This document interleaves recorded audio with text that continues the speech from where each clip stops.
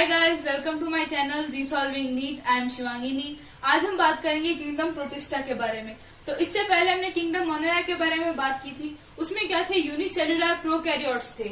लेकिन प्रोटिस्टा में क्या होंगे, सिंगल सेल्ड यूकैरियोट्स, या हम बोल सकते हैं कि यूनिसेलुलर यूकैरियोट्स, यानी ऐसे ऑर्गेनिज्म जो यूनिसेलुलर है यानी सिंगल सेल है लेकिन यूकैरियोटिक है। अब यूकैरियोटिक और प्रोकैरियोटिक क्या हो गए कि प्रोकैरियोटिक का न्यूक्लियस हमें पता है कि इतना वेल डिफाइंड नहीं होता, लेकिन यूकैरियोटिक का न्यूक्लियस वेल डिफाइंड होता है। उसमें न्यूक्लियर मेम्ब्रेन होती है और मेम्ब्रेन बाउंड ऑर्गेनल्स होते हैं यूकैरियोट्स में। लेकिन वही प्रोकैरियोट्स में ना तो न्यूक्लियर मेम्ब्रेन होती है और ना ही मेम्ब्रेन बाउंड ऑर्गेनल्स होते हैं। तो ये बेसिक डिफरेंस है। ये हम आगे सेल का जो चैप्टर आएगा उसमें भी पढ़ेंगे। तो अभी हमें इतना ही ध्यान रखना है कि प्रोटिस्टा में क्या होता है, यूनिसेलुलर यूकैरियोट्स।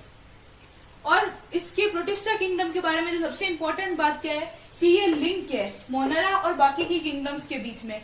जैसे हम ऐसे बोल सकते हैं कि जब शुरुआत हुई लाइफ की तो सबसे पहले है मोनेरा किंगडम के जो ऑर्गेनिजम्स है, उससे फिर इवोल्यूट होके प्रोटिस्टा में आए।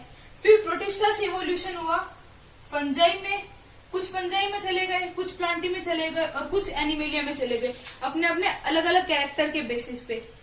इसको ऐसे बोल सकते हैं कि जब जैसे आर.एच. विटेकर ने जो क्लासिफिकेशन किया था उसमें एक टर्म यूज की थी, मैंने बताया भी था कि फाइलोजेनेटिक रिलेशनशिप के बेसिस पे उन्होंने क्लासिफाई किया था। तो फाइलोजेनेटिक रिलेशनशिप क्या होती है कि इवोल्यूशन के बेसिस पे। अब इवोल्यूशन हम पढ़ते हैं तो उसमें उन्होंने ऐसे क्लासिफाई किया कि मोनेरा के जो ऑर्गेनिजम्स थे उनसे इवोल्यूट होकर प्रोटिस्टा में आए, फिर प्रोटिस्टा से इन तीनों में गए। यानी ये जो प्रोटिस्टा जो किंगडम है वो लिंक है इन चारों के बीच में। नेक्स्ट हम बात करते हैं कि प्रोटिस्टा में रिप्रोडक्शन कैसे होता है। तो ये इसके दोनों मेथड है, एसेक्सुअली भी रिप्रोड्यूस करते हैं और सेक्सुअली भी करते हैं। कैसे करेंगे, या तो सेल फ्यूजन से करेंगे या जाइगोट फॉर्मेशन से करेंगे। अब हम बात करेंगे प्रोटिस्टा के क्लासिफिकेशन के बारे में।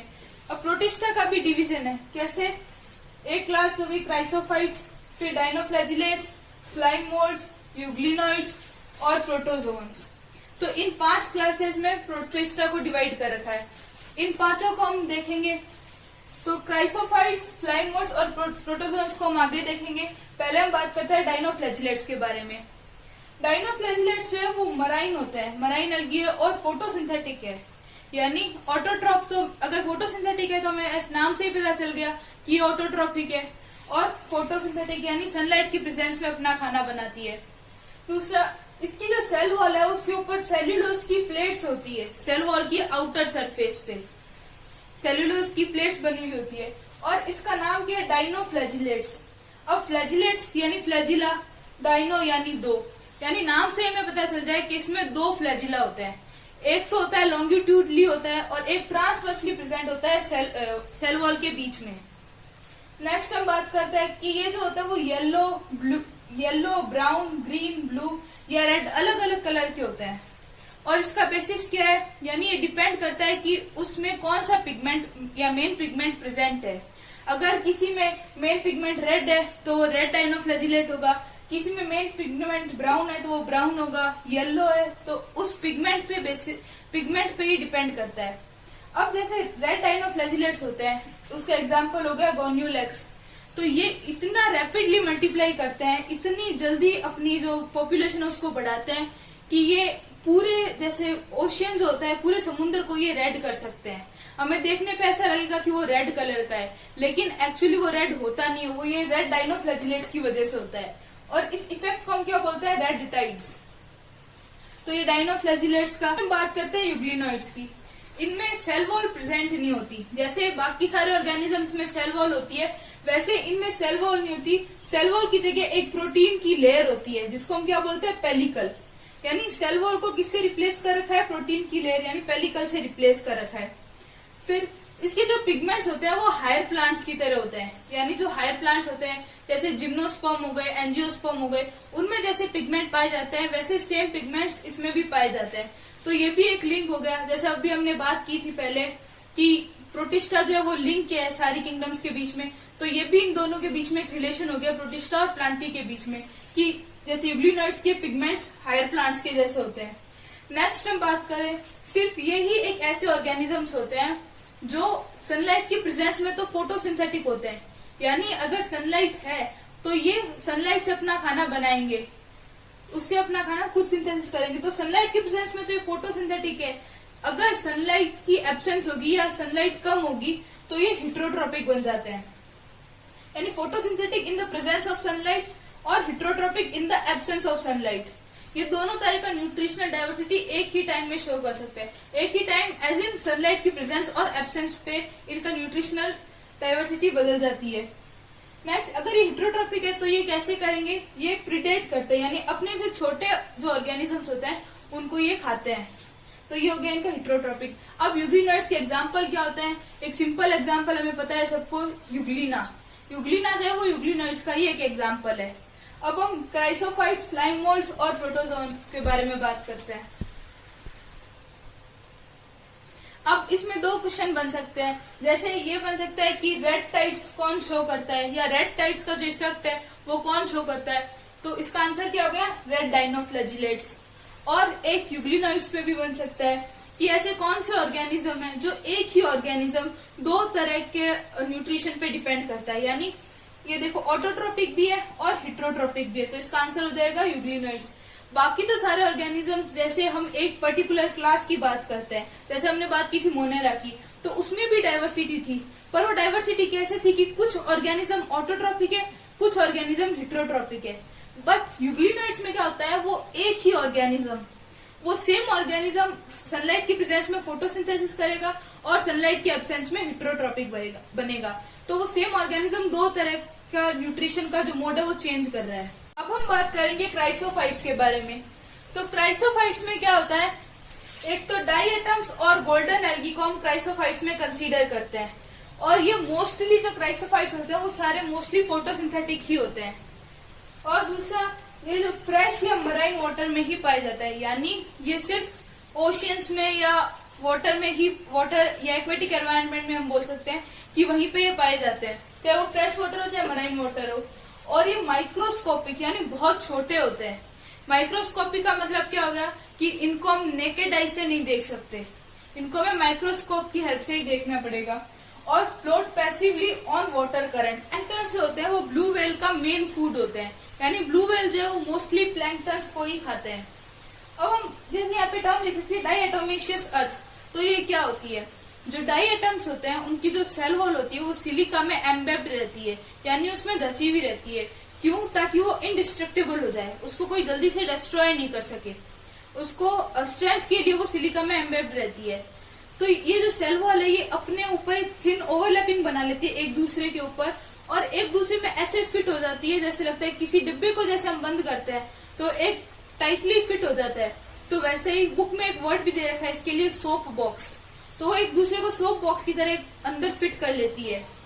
और जाहिर सी बात है क्योंकि ये इसका वॉल जो डिपॉजिट है वो थोड़े टाइम के बाद में पीछे छूटता रहता है, तो इसको हम लेफ्ट ओवर भी बोल सकते हैं उसका। तो सेल वॉल का जो लेफ्ट ओवर होता है वॉल डिपॉजिट, वो एक हम बोल सकते इकट्ठा होता रहता है। तो लाखों करोड़ों सालों के बाद में जब वो डिपॉजिट होते होते बहुत ज्यादा हो जाता है तो उसको हम बोलते हैं डाइएटोमेशियस अर्थ, यानी सेल वॉल का जो लेफ्ट ओवर है, जो पीछे रह रहा था, जो छोटा छोटा पीछे थोड़ा थोड़ा पार्ट उसका रह रहा था, वो इकट्ठा होके एक बहुत बड़ी जगह बना लेता है बिलियंस ऑफ ईयर्स के बाद में, उसको बोलते हैं डाइएटोमेशियस अर्थ। और इसकी जो सॉइल होती है वो पॉलिशिंग के लिए यूज होती है, ये मतलब कमर्शियल यूज भी हो गया इसका, ये पॉलिशिंग के लिए यूज होती है, और ऑयल्स या सिरप्स हो गए उनके फिल्ट्रेशन के लिए भी ये यूज होती है। नेक्स्ट हम बात करते हैं कि जो डाइएटम्स होते हैं उनको चीफ प्रोड्यूसर्स ऑफ ओशियन भी कहते हैं। तो ये था क्राइसोफाइट्स के बारे में। अब हम बात करते हैं स्लाइम मोल्ड्स के बारे में।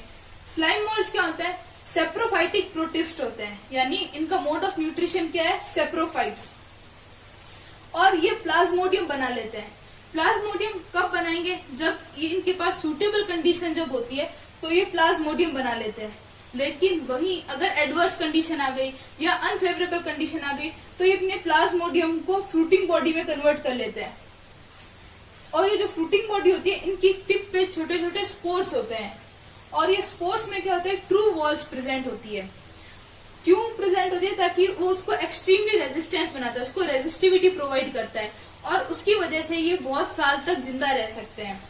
और जैसे स्लाइम मोल्ड्स है वो मूव कैसे करते हैं कि वो आगे बढ़ते रहते हैं और अपना जैसे खाने को एनगल्फ कर लिया और उसका जो वेस्ट है वो पीछे छोड़ते रहते हैं। करते हैं प्रोटोजोअन्स की।